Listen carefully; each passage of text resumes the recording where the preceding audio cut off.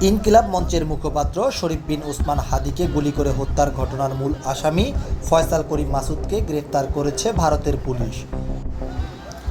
রোববার ভারতের পশ্চিমবঙ্গ প্রদেশের পুলিশের বিশেষ শাখার সদস্যরা তাকে বনগাঁও সীমান্ত এলাকা থেকে গ্রেফতার করেছে। পশ্চিমবঙ্গ পুলিশের বরাত দিয়ে ভারতের বার্তা সংস্থা ANI এর এক প্রতিবেদনে এ তথ্য নিশ্চিত করেছে। প্রতিবেদনে বলা হয়েছে, অবৈধভাবে অনুপ্রবেশ ও অবস্থানের অভিযোগে রাহুল ওরফে ফয়সাল করিম মাসুদ এবং আলমগীর হোসেন নামে দুই বাংলাদেশি নাগরিককে ভারতের বনগাঁও সীমান্ত এলাকা থেকে গ্রেপ্তার করা হয়েছে। গ্রেফতারকৃতরা বাংলাদেশের রাজনৈতিক কর্মী শরীফ ওসমান হাদি হত্যাকাণ্ডের সাথে জড়িত বলে উল্লেখ করা হয়েছে।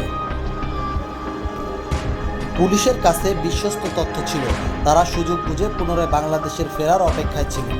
তথ্যের ভিত্তিতে অভিযান চালিয়ে গত 7 ও 8 মার্চ মধ্যবর্তী রাতে বনগাঁও এলাকা থেকে ওই দুজন বাংলাদেশিকে গ্রেপ্তার করা হয়। গ্রেপ্তারকৃতরা হলেন পটুয়াখালীর বাসিন্দা রাহুল ফয়সাল করিম মাসুদ এবং ঢাকার বাসিন্দা আলমগীর হোসেন।